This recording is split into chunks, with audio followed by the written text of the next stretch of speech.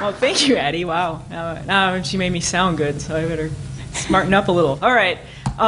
So who am I? She kind of covered all of that. I work with Acquia now, but Lullabot is amazing. I never work with a greater group of people. I mean, just fundamentally awesome. Everybody is just like a small, tight-knit family and amazing work and everything else. I moved to Acquia because my new job allows me to focus 100% of my time on empowering the Drupal community, where before, Lullabot would subsidize that, but a lot of it had to come out on nights and weekends and things like that, which was a little tough on the family. But I love my new job too, and it's great. So I'm here to talk to you today about the community, the Drupal community. Dries Buytaert has this saying, he's the project founder of Drupal, sort of the creator of Drupal and sort of the lead. Also my boss now, which is kind of funny. So he says that it's really the Drupal community and not so much the software that makes Drupal, the Drupal project what it is. And that fostering the Drupal community is actually more important than managing the code base. And I actually completely agree with this. Because if you get down to like what makes Drupal awesome, people say, oh, it's the hooks, or oh, it's the modules, or oh, it's this, that. It's flexibility. It says, that's all just code. I mean, you could rewrite Drupal in Python, given enough monkeys and enough keyboards and enough time. You could completely do it. But what makes Drupal what it is that you've got this passionate group of, tinkerers and innovators and, everybody from like expert level people who with computer science degrees to like, I just got to get a website going for my church, whatever. Everybody all in the same pool playing together, learning from each other and building off each other's work. The Drupal community is a lot of things. It's growing, for one thing. Oh, sad. I didn't have time to run through my slides first. Sorry about that, guy. It's growing in reverse order. Okay. Anyway, so it's growing. There's more content. This is how the content on the website has evolved and sort of posts per month since its inception. There's more code. There's a huge spike here. That's when we migrated to Git on Drupal.org. Everybody loves Git, so there's lots of activity around there. And there's also more sites. We recently passed 500,000 sites actively reporting back to Drupal.org that they exist. There's obviously way more than 500,000 Drupal sites out there. These are just the sites that use update status module and get security updates from us. And about 160,000 of those are Drupal 7 sites. You can see the Drupal 7 spike is starting to go boop, way up like that. Which is important for two reasons. It's important because, yay, Drupal 7's finally taking off. I spent the last 3 years of my life working on Drupal 7 and trying to get it released, so that's a big, important milestone for me personally, as well as the other 1,000 people who worked on it. But secondly, you want to watch those lines. This is on Drupal.org/project usage Drupal, by the way. You want to watch those lines because once those lines cross, and there starts to be more Drupal 7 sites than there are Drupal 6 sites, you're going to see this thing happen with the community where it's going to become a lot harder to get support for Drupal 6. It's going to be a lot harder to find new Drupal 6 modules. It's going to be a lot harder to find maintainers that are willing to backport features and things like that to Drupal 6.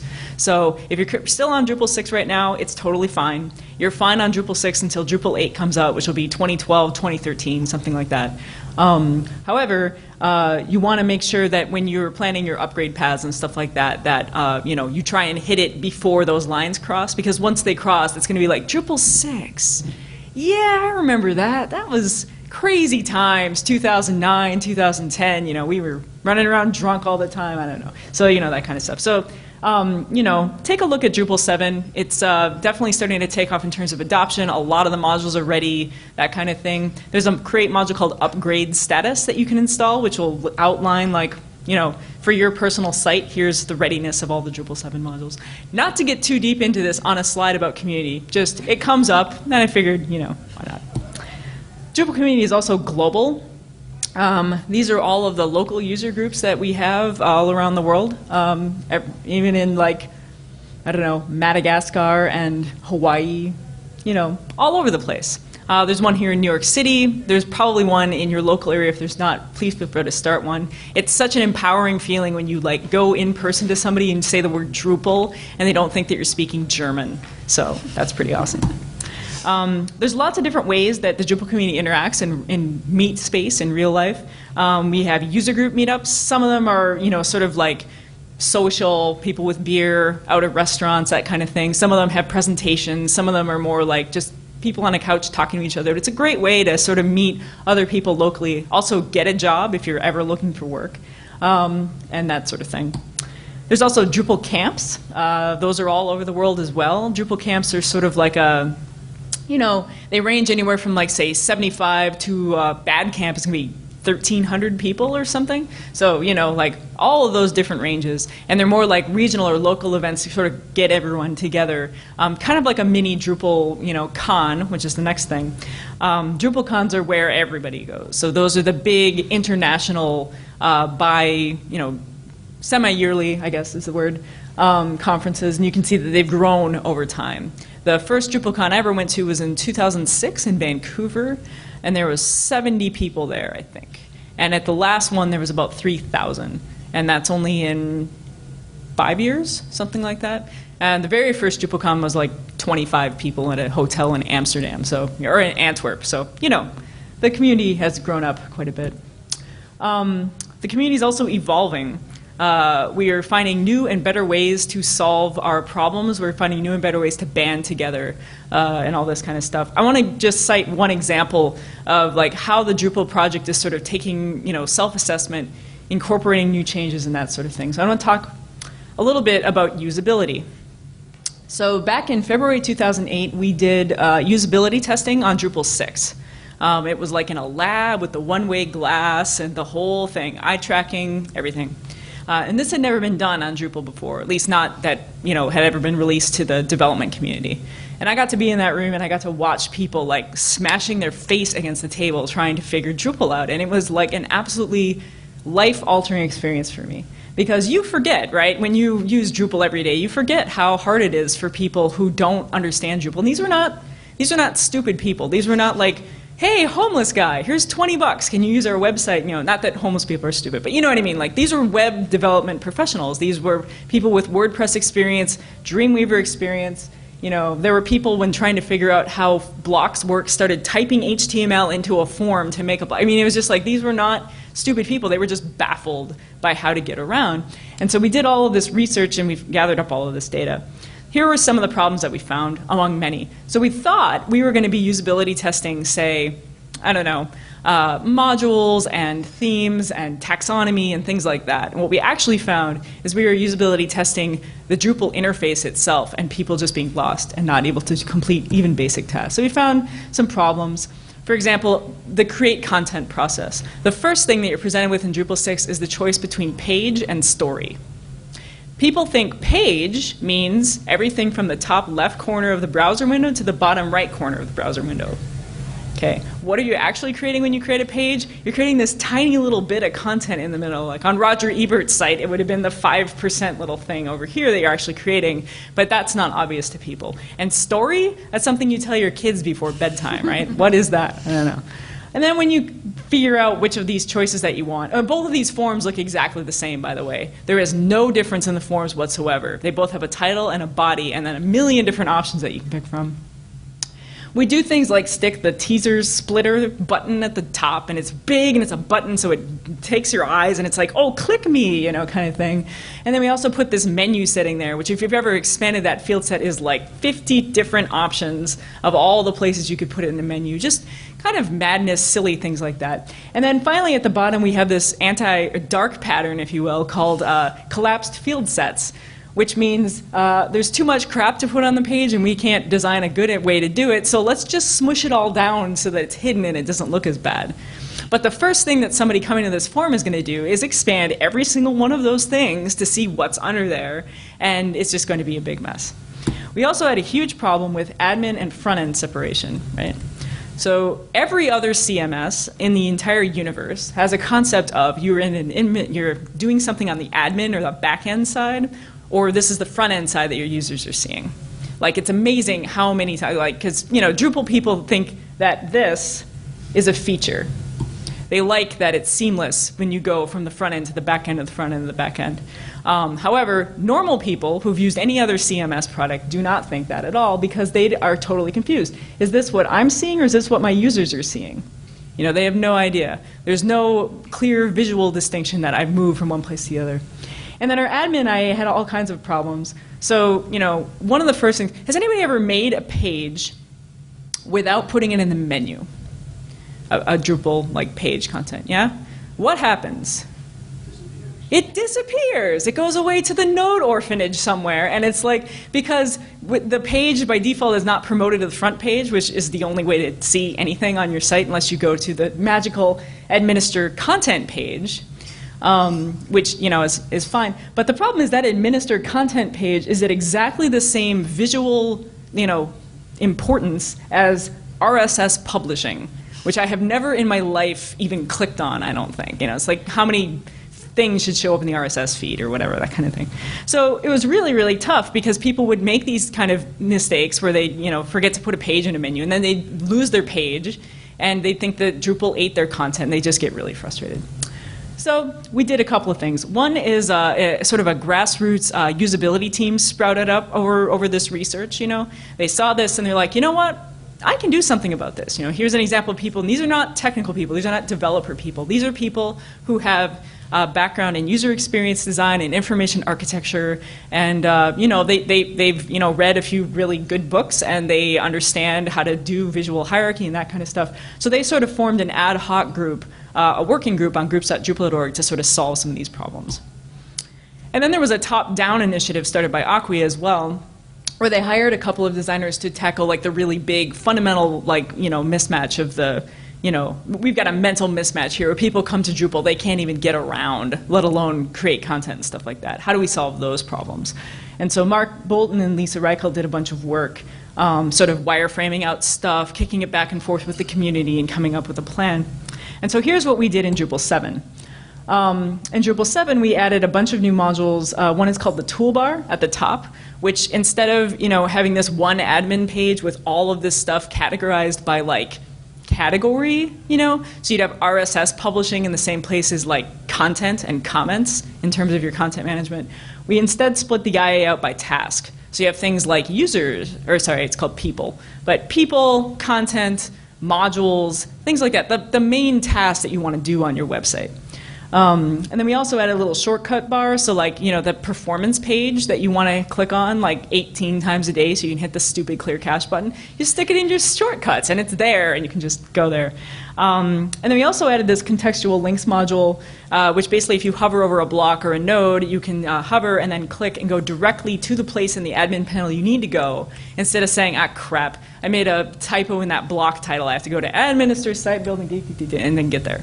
So a couple of really nice improvements that way. And we also redesigned the back end as well. So we added a new admin theme. So there's very stark difference between this is my front end and this is my back end.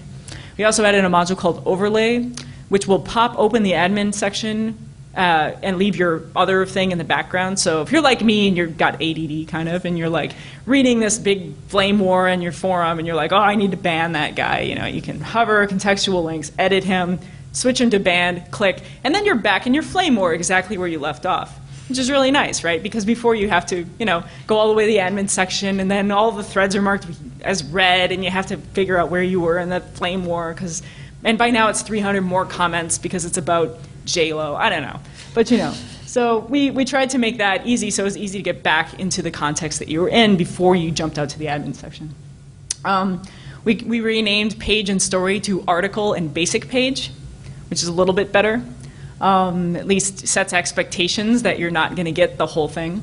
We also added a bunch of new stuff on the article type. So we added images, we added tags, we added other things that articles might want to separate them out once again from basic page so it's clear which one is which. And the last thing we did is we made those collapsed field sets into vertical tabs, meaning that instead of having to click on each one to see what's in there, you can instead see at a glance, oh, that's menu settings and it's not set to a menu. Oh, that's the authoring settings and it's set to anonymous, or whatever, that kind of thing, before you even have to go in there. We did a bunch of other work. There's amazing usability improvements in Drupal 7, but the main thing is, you know, we really attacked these problems head on and sort of went into an entire, you know, spin about it. And then we redid usability testing in May. And these were some of the comments that people said. So instead of their first impressions with Drupal being very confused and frustrated and not being able to find anything, people were saying, it's very simple, it's clearly laid out, there's a lot you can do, and it's not very cluttered. You know, that's amazing. And the great thing about the usability test in May of this year is that we were actually able to test blocks and taxonomy and modules and stuff like that instead of testing the admin interface. All of that fell away because it was just like, oh, well, this is how a website should work. Now, what I don't tell you here is that we found all kinds of other problems, and it's like a total horror of pain and tears. But the important thing is we can find those issues now because the rest of it has gone away. So this is an example of how the Drupal community kind of comes together to solve a really big problem. And our community is evolving. In Drupal 6, we didn't have a usability team. We didn't have an accessibility team. We didn't have a design and markup team. All of these teams have sprung up as a result of Drupal 7 and sort of including people from outside the development fold into the project. Oh, the Drupal community is also really fun. Yay! No. Has anybody ever been to a DrupalCon? Couple of people? How about a Drupal camp? More people? Okay. Yeah. Local user meetup? Yeah? Yeah. I never get to local user meetup. I'm always just in some other city. It's very sad. But aren't they kind of like big family reunions? You know? You got like crazy Uncle Daryl who's drunk over in the corner talking to Kieran, and then you got, you know, whatever. But it's like just a bunch of people. It's like a really great environment. People are, you know, I've heard of other open source communities where it's sort of like, you know, everybody's kind of like big man and got to like outdo other people in terms of stuff. And the Drupal community really isn't like that. We tend to be way more focused on like, dude, I know this totally awesome thing. And if I talk to you about this awesome thing I know, then you'll know about the awesome thing, and then we'll both know awesome things. And won't that be awesome? I mean, that's sort of like overstating it a little bit, but I mean, that's really the culture that has been sort of cultivated in the Drupal community. We'll talk a little bit about how that happens. So how does a community work? What do we do? How do we get things done? The community is thousands of individuals, each scratching their own itch. At the end of the day, nobody controls what anybody in the Drupal community does except for themselves. So if I put a module out there, I did it because I feel like it. You know, if I fixed that bug, I did it because I feel like it, or a client paid me to do it, or whatever. So that's a very interesting thing when you're trying to, say, get Drupal 7 done, because you're not paying any of these people. These people don't work for you. These people have different ideas of what Drupal 7 should be, and they have other things competing for their time, like kids and family and leaving the house. I've heard that leaving the house is fun for some people. I don't understand that, but you know, like whatever. And so it's very interesting sort of being in a leadership position on that, because we call it cat herding, you know, trying to get all these cats to sort of do something that's sort of along the lines of what you want. So that's always really challenging. There's a really strong emphasis on consensus building in the community. So you know, we kind of look down on the guy who waltzes in and says, I have all the answers and this is what they are, and if you don't believe me, then you're stupid, you know. What we try to do instead is get to the bottom of like, well, what are your concerns and why are those concerns? Okay, well, if we did it this way, would those address them? You know, that kind of thing. So the caption down here says, because making a decision is just too difficult. Okay, it's one of those anti-motivation posters, which is true. It takes a long time sometimes for things to get decided in the Drupal community, because we kind of got to feel like either everyone is cool with what we're deciding or they can at least live with it. But the advantage is that there's so much cohesion around the team that once we make a decision, everyone believes in it, and everyone is going to fight to the hilt to see that thing done. So that's sort of the ups and downs on that. There's a huge sort of, I guess, philosophy in the Drupal community of collaboration over competition. Okay. On GitHub, if you want to improve somebody else's stuff, you fork it, right? You take a copy of it and you go into your sandbox and you improve it. And then when you're done, you know, you can tell the guy, hey, I did all this stuff. If you want it, there it is. But you keep going with your own stuff. Okay. The Drupal community frowns on that behavior. What we want is we want one CCK module. We want one views module. We want one flag module. Okay? There's a huge advantage to having one views module, because then everything that wants to do listing stuff can use one set of APIs and one tool to do it. You know, Joomla has like 8 CCK modules. But the problem is that they all have deficiencies in their own way, and it's really difficult to find the one that does what you want if you need something else and you have to change the entire, you know, stack and all this kind of thing. And it's really hard for contributed projects to leverage off of it, because now they have to support 4 or 5 different backends. So this is a really good general philosophy. It helps avoid problems like this. This is a post saying, here are a comparison of all of the different freaking ways to do a slideshow, you know, little carousel thing. And I had to, like, this is like half of them, you know, the rest of them are all in there. Because this is no fun, right? If you need to solve a problem, you don't want to have to choose from 27 different options and have to figure out which one is which and that sort of thing. But we do run into problems with this philosophy in that, you know, sometimes, you know, competition is good, you know. If we had all stayed with FlexiNode, we wouldn't have CCK. You know, if panels was the only way to do things, we wouldn't have display suite. And sometimes there is room for competing, you know, things, but you know, as long as there's a reason and that kind of thing.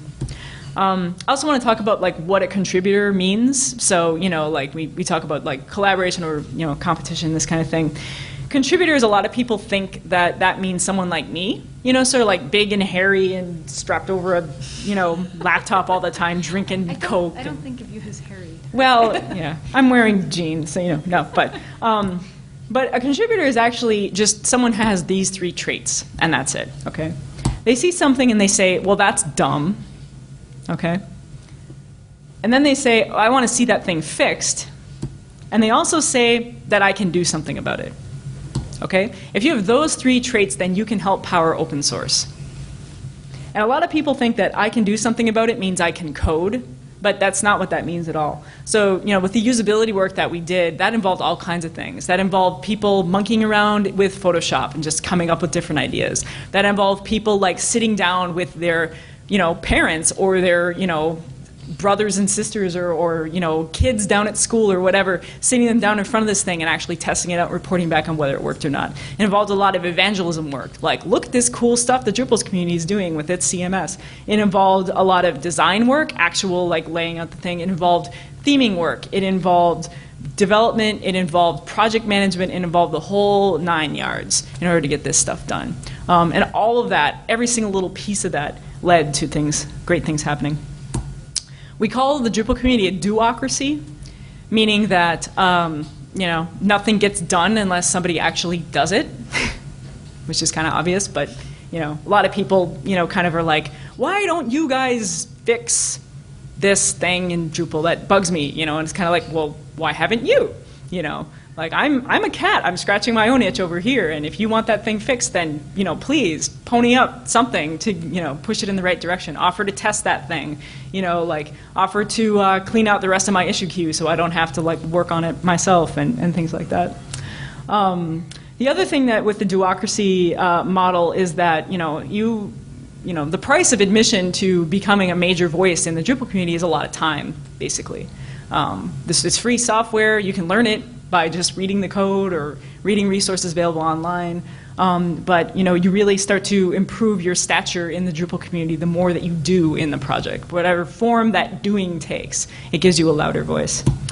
We have a problem right now in that too few are doing. This is a graph. I don't think it's totally accurate anymore. It's from a couple years ago. But at one point I looked at all the people who had downloaded Drupal and then all the people that had registered an account out of that. And so we have 0.32% people bothered to register an account on Drupal.org, even if it was just spamming us about shoes or whatever, right?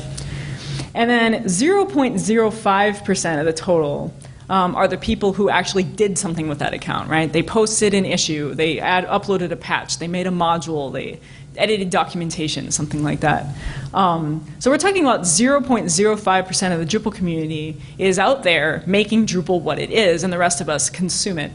I mean, and I understand this. I mean, I've never submitted a patch to Firefox, but I use it every day. You know, I've never submitted a patch to, I don't know. I use all kinds of stuff every day, and I never submitted patches to them because I'm a user of that product.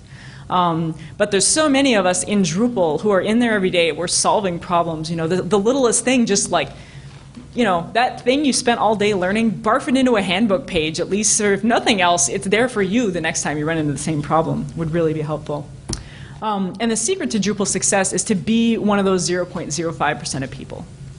Because, you know, for one thing, doers in the project have a stronger voice. So when we have these big consensus-driven discussions and things like that, you know, the people who've actually done a lot of work on that thing and have that track record to show for it, we're going to give their opinions more credence. It's just the way it works.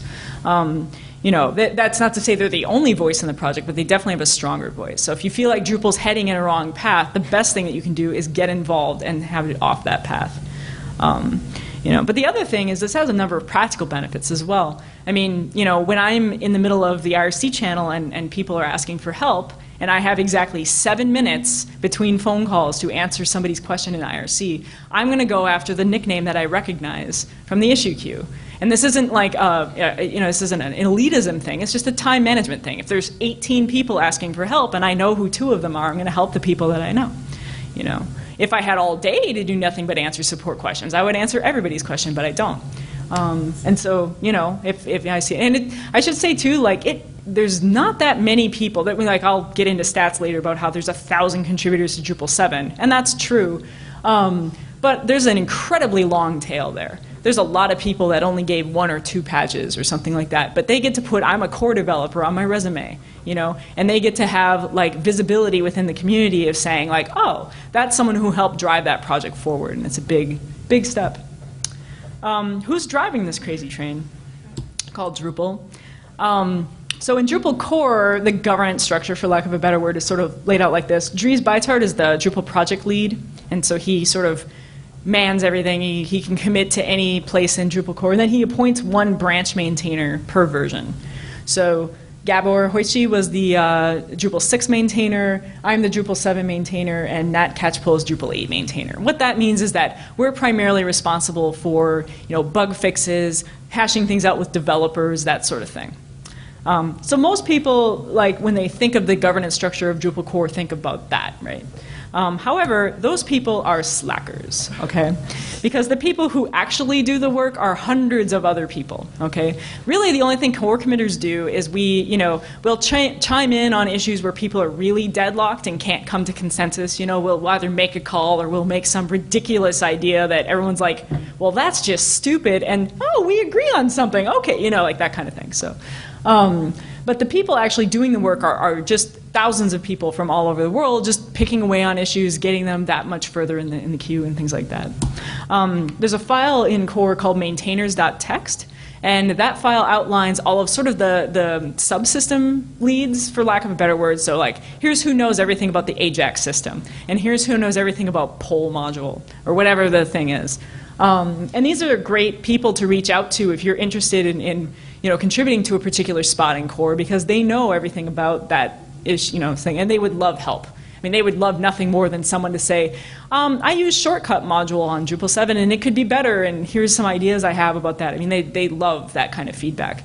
So the idea here is to sort of lay out, not so much the hierarchy so much as just the people with the bigger sticks in the community. In Drupal 8, we're doing something a little bit different. So traditionally, the way Drupal core development is done is that thousands of cats doing what they want model, And a lot of times, Dries will, make a big lofty blog post or a big speech about, in Drupal 7, we really ought to do this kind of big stuff, But at the end of the day, everyone works on what they want, and that's kind of how it goes.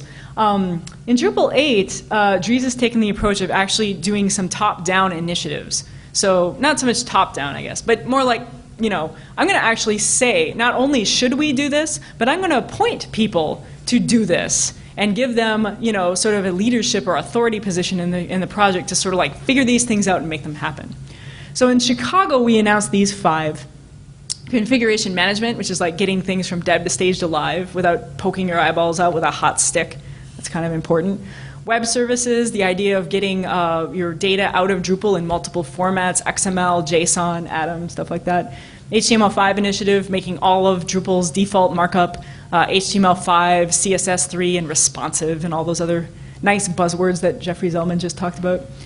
Design, putting a nice new mobile, accessible, etc. theme into Drupal core, and multilingual, sort of bringing in content translation into core so you don't need to jank it together with duct tape and rubber bands and things like that. These initiatives were sort of, it was basically Dries listening to the top 20 Drupal sites and kind of their pain points and sort of that kind of thing.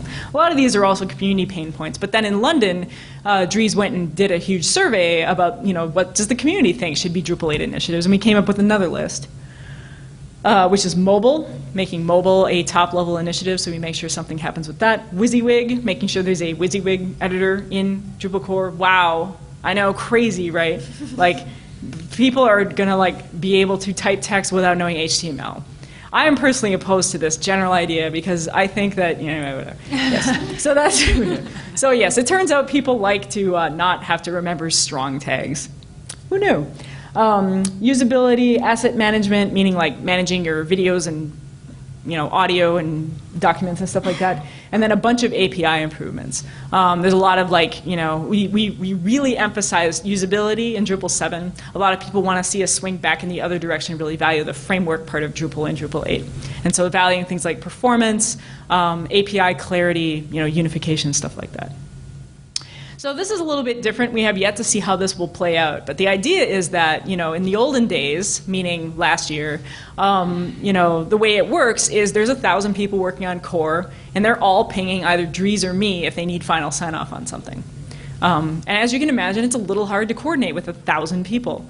And so this way, it's sort of a way to break down the initiatives a little bit. And it does two things. It sort of provides more of a formalized roadmap for at least what we want to be in Drupal 8. We'll have to see how successful these things are.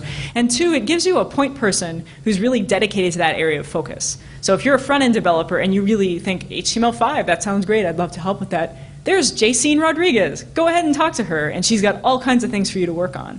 And they have meetings every couple of weeks and all this kind of stuff. So if you're looking to get an in Drupal core and the idea of going into an issue queue with 30,000 things in it sounds a little intimidating to you, I don't know why, seek out one of these people. Because one of these people can get you started on something that's a lot more boxed in. It's just about one area of core, and they're very, very eager to have anybody help them. In Drupal Contrib, it's completely the opposite. There is no hierarchy in Drupal Contrib. It's 12,000 developers who all upload their projects, and then they're the king or queen of their issue queue. And so they can appoint other maintainers. They can decide, I don't feel like supporting that anymore. They can do whatever they want. They can tell you to screw off. We tell them not to, but sometimes they do, and we try and go. But yeah, so this is sort of the hierarchy. It's very flat.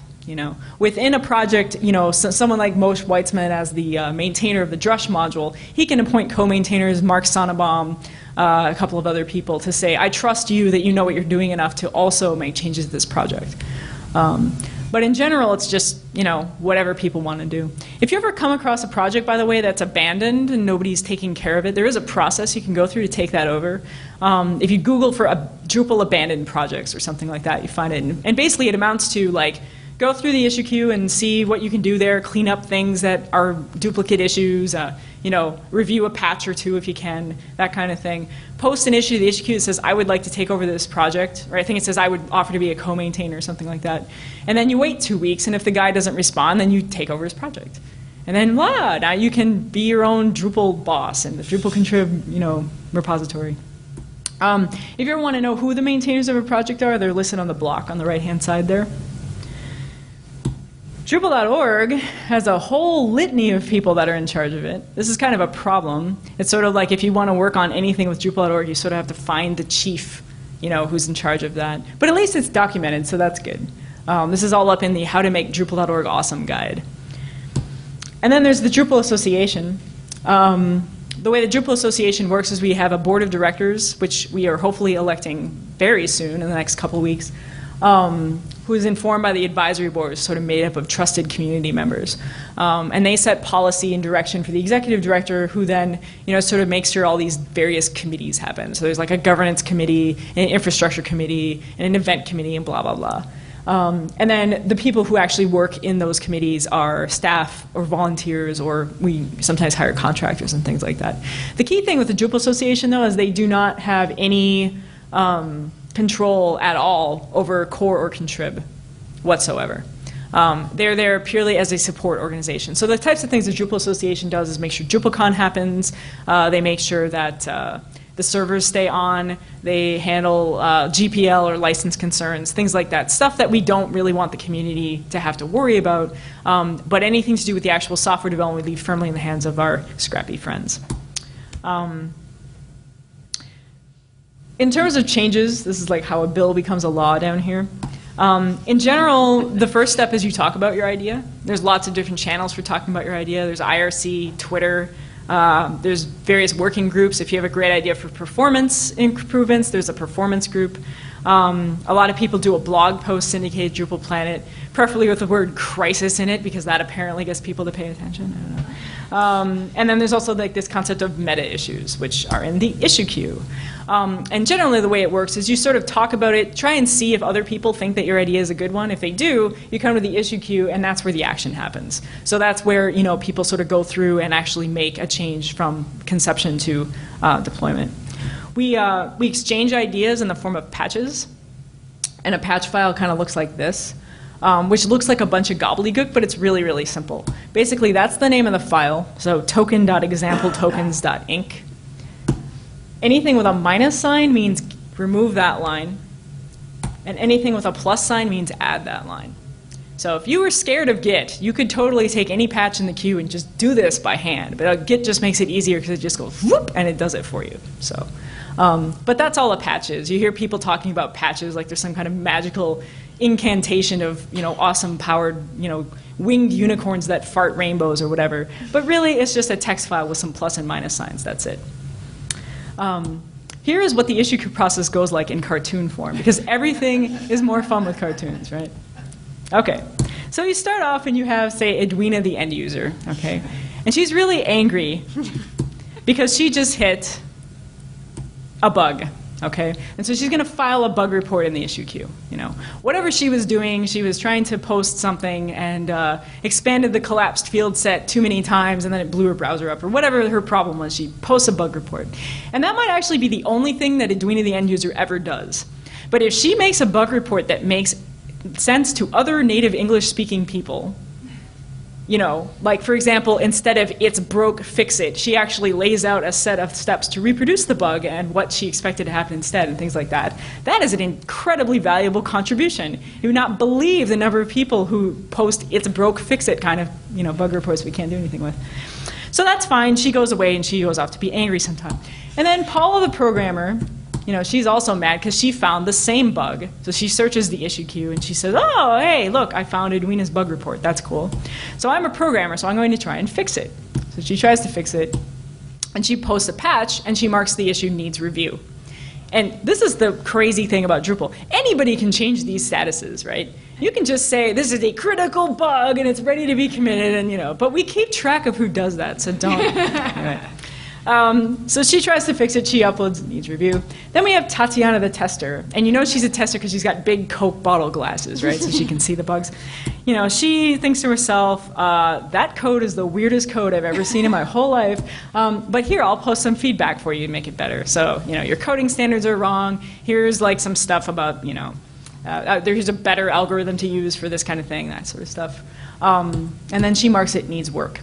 A lot of people feel bad, like they're like, oh, I don't know, I don't want to post a review, I don't want to criticize other people's stuff, you know what I mean? But developers love it when you criticize their stuff. They would love to have attention on their issue that they care about. Because the worst thing that you can do is like read an issue, find a patch, try it out, say, oh, that works great. There's a couple things I'd change with it, but it's okay.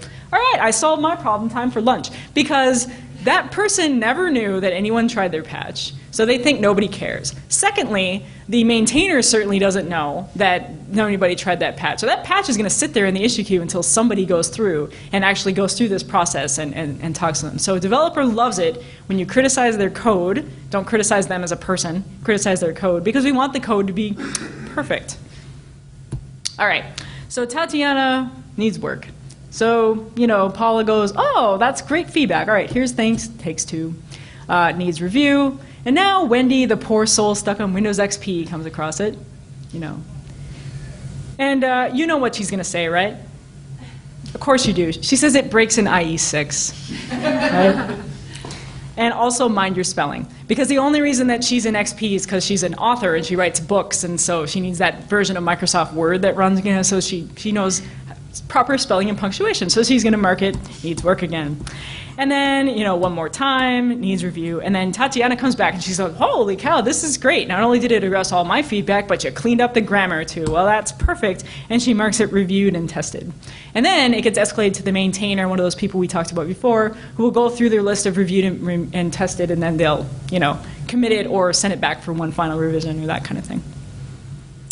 One other way that we get a lot of things done is sprints. We get in person with laptops and Coke and pizza, and we just like crank out code, design, documentation, whatever. The last day of DrupalCon is always a sprint. Are there any sprints here at Dude? No, I think that Greg Dunlop, whose handle is HeyRocker, and he's the lead of the configuration management initiative. He was talking about doing a sprint, but I'm not sure if he actually got that set up and running or not. So Okay. we could check with Greg. So there may or may not be sprints here. But there will definitely be people with laptops in the hotel lobby, I'm guessing. So feel free to walk up and ask them what they're working on, and if you'd like And I dare say there will be some hotel rooms where there will be some impromptu sprinting happening. Nice. All right. So watch the Twitters. They'll probably be on the Twitters, I'm guessing. So I would like you to join us in our mission to make Drupal awesome. But you tell me, but I'm scared. You know, you're up there. Isn't it cute? I just love that stuff. You know, yeah. You're a webchick. You're sitting up there telling me the community's this great little fuzzy, kitteny, you know, cuddly thing. But Earl Miles ripped my head off in the issue queue one time. So I know you're lying. Or you talk about 1,000 people. I don't like crowds. I like to just kind of work by myself, and it's pretty scary and that kind of thing. Or maybe I'm just completely lying to you. Maybe the Drupal community is actually mean and evil, and I'm just here to indoctrinate you because I sell Kool-Aid for a living, whatever. So let me tell you a little bit about what my story and my background is, okay? So my background is, so you know me, I'm like the Drupal 7 maintainer. I like grew up with the Drupal community, and I'm, you know, been on a magazine cover of all the ridiculous things and stuff like that, okay? So my background is that I am a huge geek. Really, Angie? No, I would never believe that. Yes. Okay, so I first had a computer when I was about 4. It was a VIC-20. I first installed Linux in '95 when Debian Linux fit on 7 floppy disks, which I think now is like 18 DVDs worth of, I have no idea how big it is now. So I'm a nerd, right? You know, you don't have to be a nerd to contribute to Drupal, but it helps. No, I'm just kidding, but.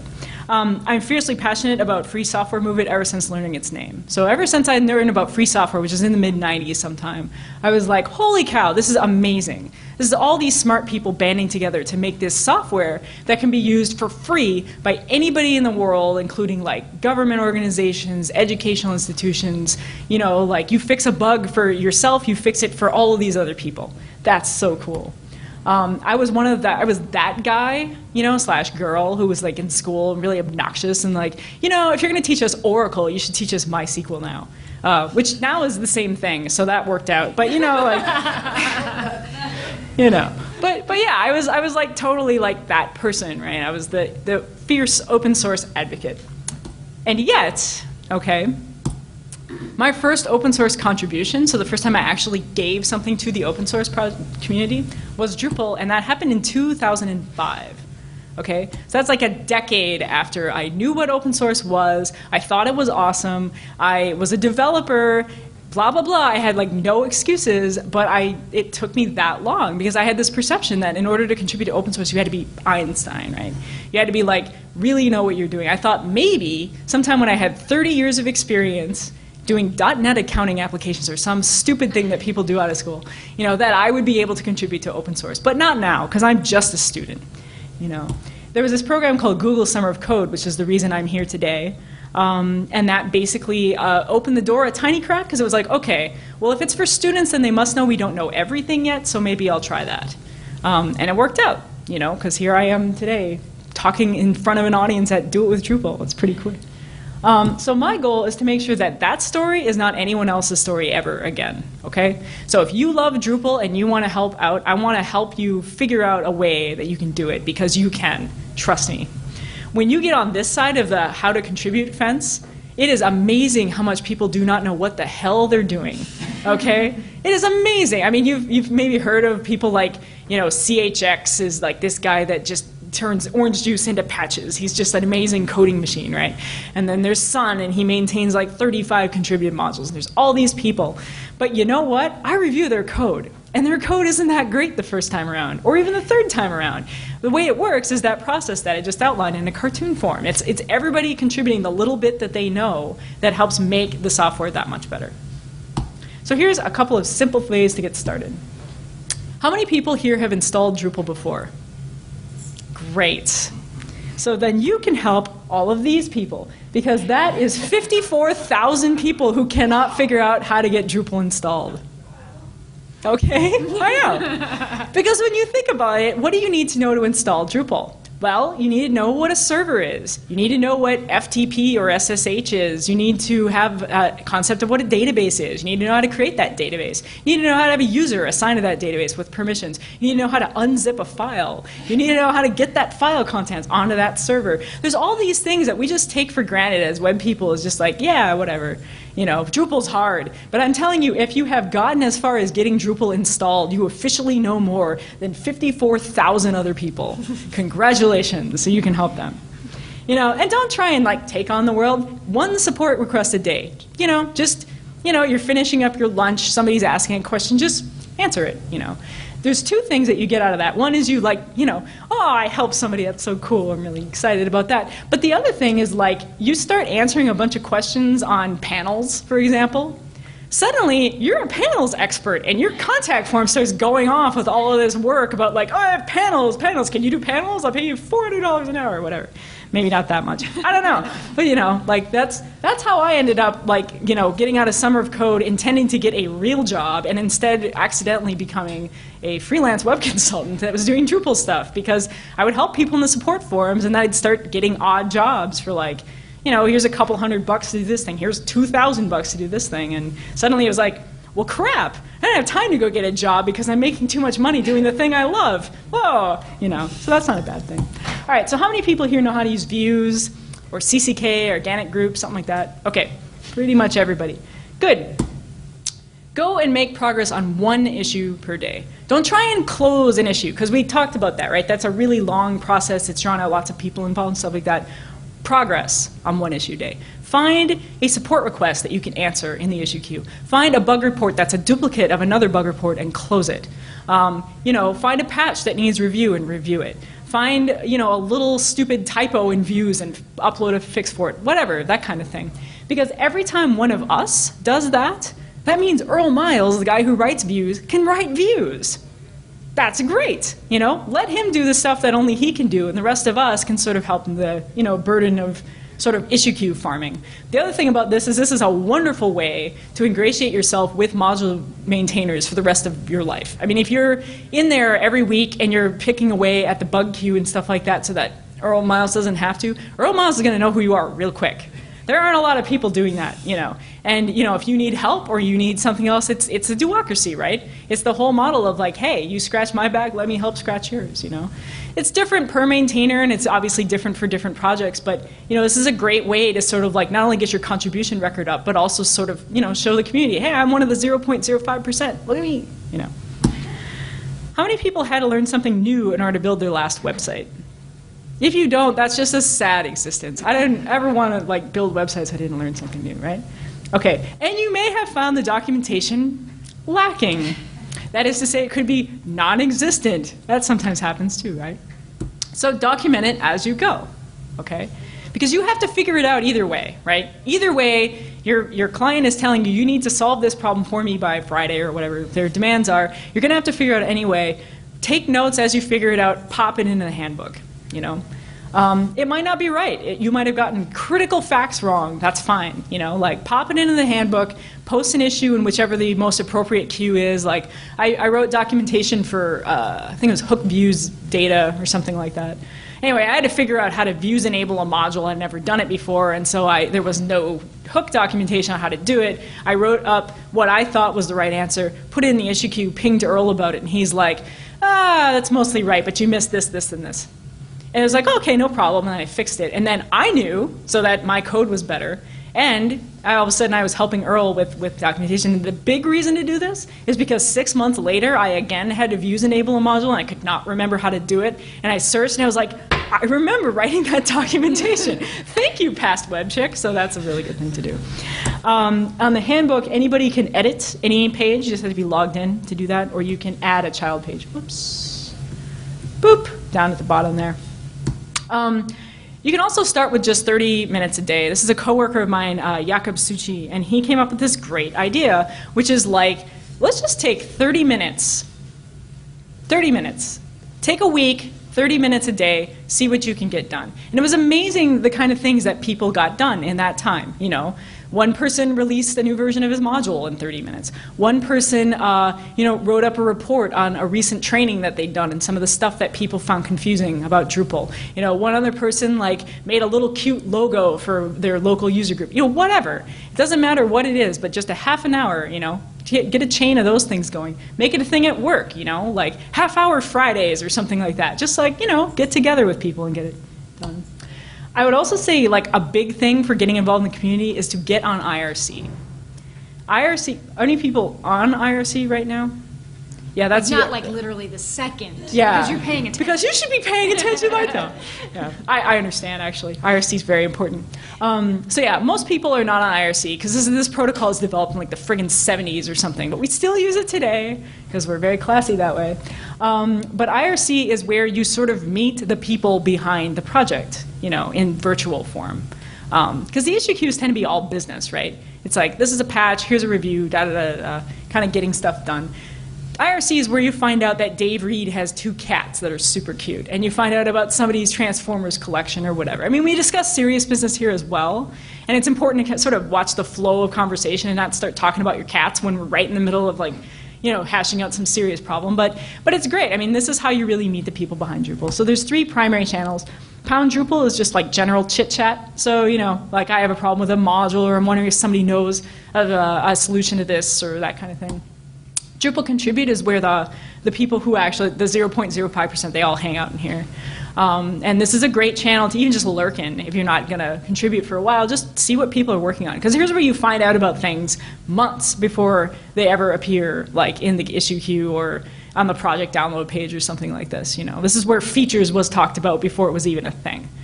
This is where Drush was talked about before it was even a thing. So this is where you find out about the up to the minute, up to the second greatest stuff that's going on. And then if you need more hand-holding, if you're I just really don't understand views at all, I don't blame you.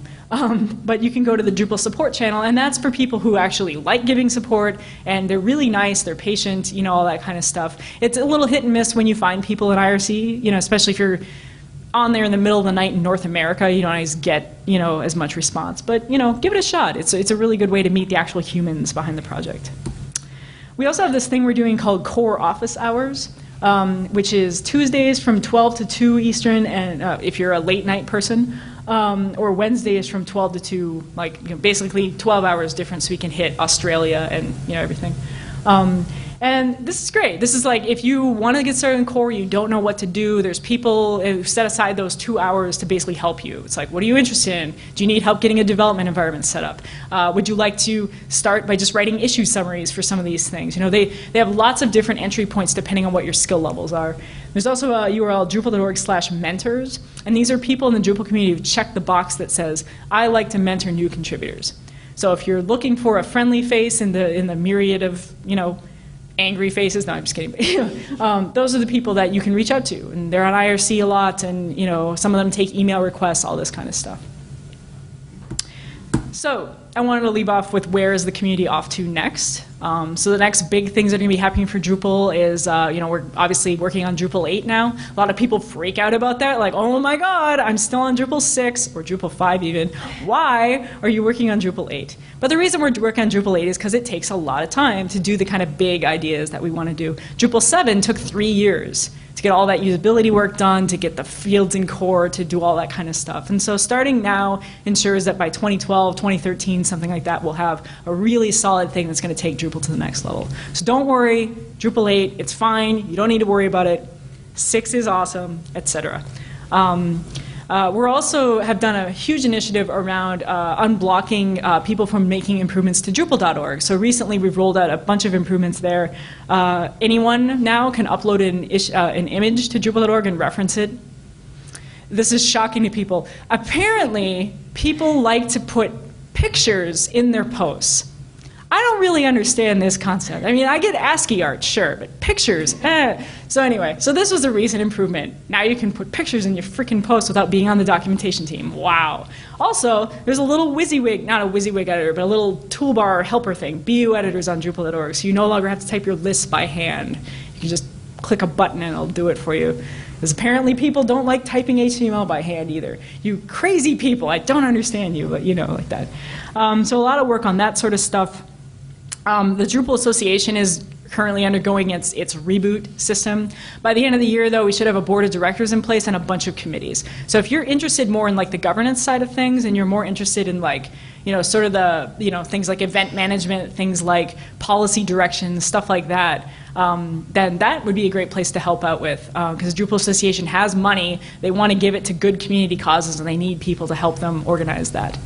But at the end of the day, where is the Drupal community off to next? You tell me. Because we're all in this together, and we should all collectively help set the direction for the project. So thank you very much.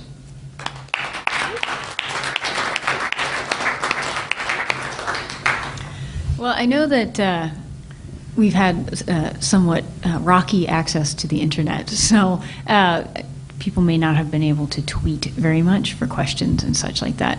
But we can go ahead and just take questions from the room.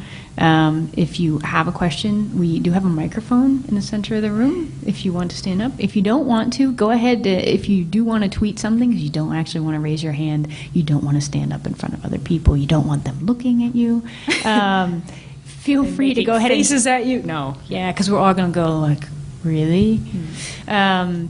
You can go ahead and tweet, because I'm tracking Twitter up here. If you tweet something that has dude in it, D-I-W-D. Oh, so there is internet.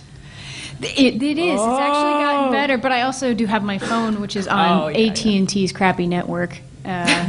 It loads eventually. Gotcha. So I am trying to keep track of the Twitter stuff. So if you want to do that, feel free to send that up that way, anonymously, as it were. But if you just have questions, particularly we have a nice small group here, so feel free to just to shout talk. Yeah.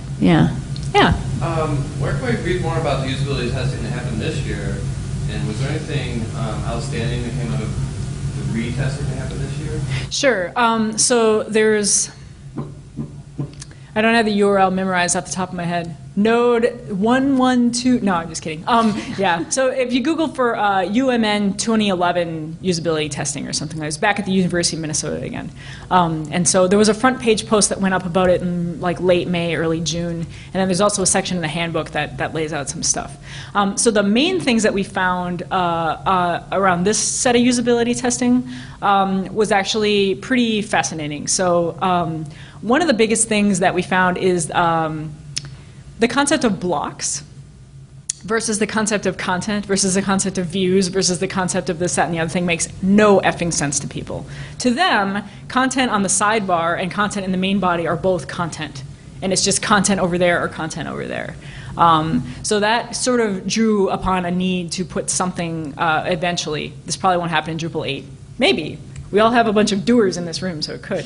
But something like panels in core is probably what we need to satisfy that. The ability to take a piece of content and put it wherever you want on the page is what people are really after. Because we had them do color module first. It's just like a simple thing, And they were like, this is awesome! Because, they were all kinds of colors that they came up with. But what they really loved about color module is on the page, you get a live preview of exactly what your site's going to look like when you hit the save button. They want that everywhere. They want that on content, they want that on the blocks page, they want that on the menus, they want it everywhere. So that was a really big problem that people ran into, is like, when you're creating a menu, you have no idea where that's going to show up on your site, right? None at all. And the answer is, well, it could be one of those special variables like primary links, or it could be a sidebar block, or it could be none of those things at all, and you just pull it in with JavaScript or whatever. But people really wanted to see it. They wanted to see all of that in front of them. So we have some people working on sort of live preview of content and being able to preview the entire site. That's a big thing. Another huge area was modules. Because we actually got to modules this time. Last time we didn't, because people were struggling too much with the admin interface. So Drupal 7 has this new feature of you can install a module from the interface. You can click install module, and it's totally janky, but it does work if you work on it long enough. So the first problem was that word modules means nothing to people. You might as well have the word spoingles there, because people would be like, they didn't even see it. The task we gave before them was something like, add a web form to the site or something like that. We want to use the keyword web form, but you're not allowed to say, add the web form module, because that would tell them what to look for, right? And it'd be cheating. So we said, add a web form to the site. So they went everywhere else And then they had to call the help desk. We had a little help desk, you know, kind of thing. It's funny, at the end of the usability study, we were like, would you use Drupal? And they're like, well, if there's a help desk, we're like, damn it. So, but anyway, so they had to get help to find the modules page. Once they got there, they thought, oh, well, these are the options that I have. And I don't see web form here. And so then they go, so they didn't get that you can actually expand that list of modules. That list of modules is just what's here right now. There's other ways to get them. And then when we did direct them to the install link, and then they ended up on Drupal.org, then they got totally lost. Because, like, I don't know if you guys have ever tried to find a module on Drupal.org without typing in project/module/ whatever. It's freaking impossible. It's crazy how impossible it is. Like, I don't have internet, I don't think. But when you go to the modules page, there is a search box, but it's way at the bottom of all these other filters about stupid crap like category and version and all this stuff, which is not what you care about, right? You care about, I want a module that does web forms. Get me something, you know. And then there's all kinds of things with Solr not quite being indexed properly. When you search for organic groups, the actual organic groups modules on like the 3rd page, stupid stuff like that. So anyway, we found all kinds of stuff with modules that we need to fix. People really want drag and drop for blocks. They liked that there's that nice preview you get now in Drupal 7. There's a link and you click and you see the whole page with the, but what they really want is, and you saw them do this, it was kind of interesting. You know how there's contextual links when you hover over a section? They wanted to double click in the region and be like, add a block here. That's kind of what people wanted to see. So there's a whole report on all of these kinds of findings. But yeah, so those are some of the major things that the usability team is going to be working on this time around. And we really, really need help because I'm getting sick and tired of going to camps and giving that talk about what we found out in May and being able to say, and we still haven't fixed any of it. Sorry. Although the funniest thing that we have fixed is there used to be a tab, it's now called version control because of this. There used to be a tab called Git instructions because we switched to Git and it's instructions for how to use Git to get a project. The problem is that Git looks awful lot like get. And so people would be like on the module page and be like, I don't really understand what Git instructions. And then they'd end up on this page with all of this crap in there. Somebody got so confused that she ended up in the how to create a module guide. You know, like for programmers, because she's like, oh, I need to make a module and stuff like that. Anyway, it was amazing how much, like, yeah.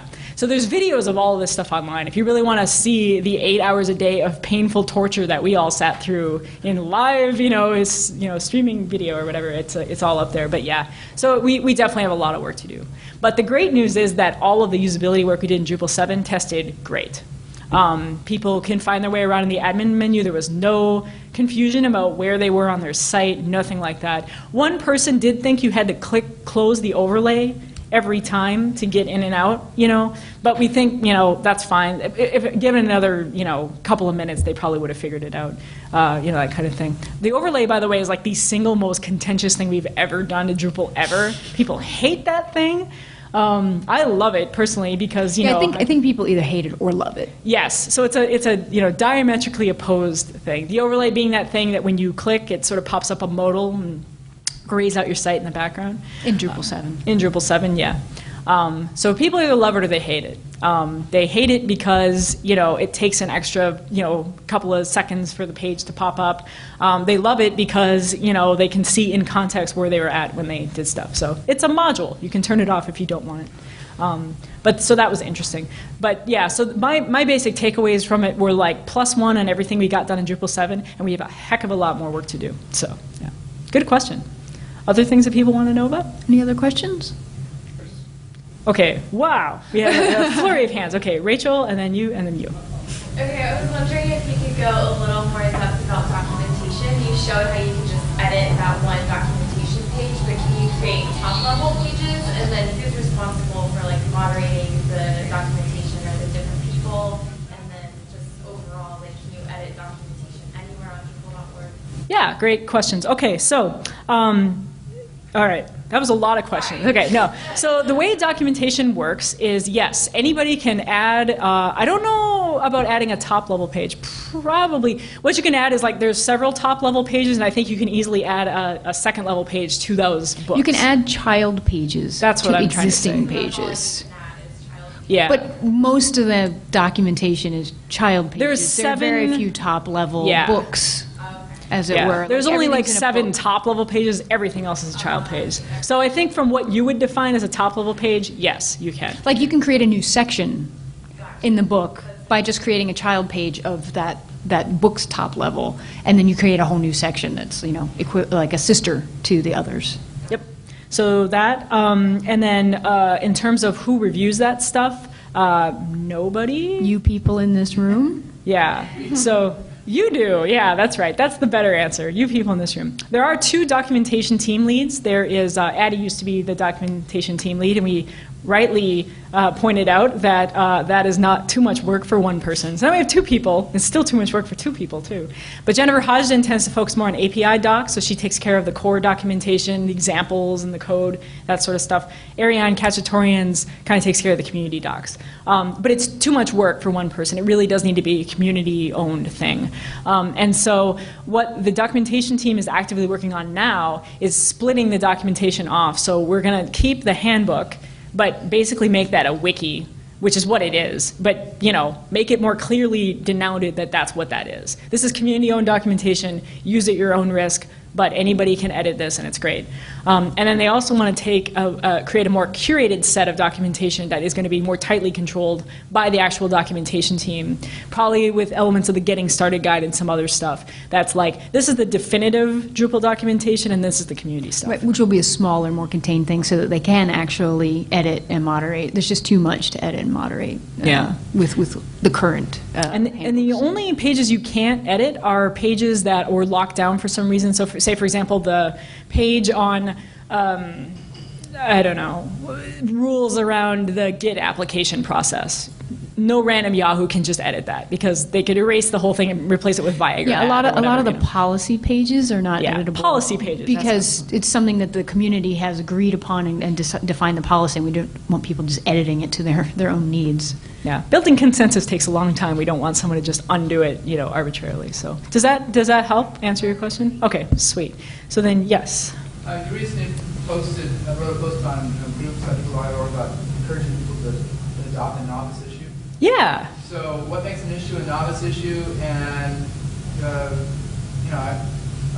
after your talk is sort of on Facebook, but it's really okay to just start throwing code in one of those and see if it sticks? Yeah, absolutely. So he's referring to, and I don't know why that wasn't in this talk. That was stupid. But yes, there's a tag on Drupal.org on issues called novice.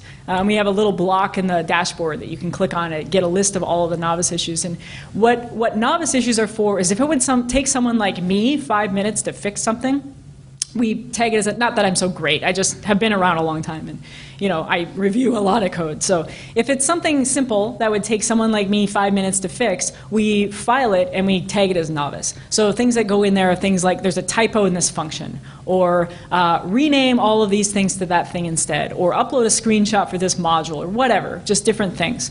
And then the idea is that when you create a novice issue, then you're sort of like in charge of like watching it. So when someone like you comes along and something like fix a typo in this module might take a newcomer like a week to fix because they got to get a development environment set up, but they've got a defined point person to ask for help about that.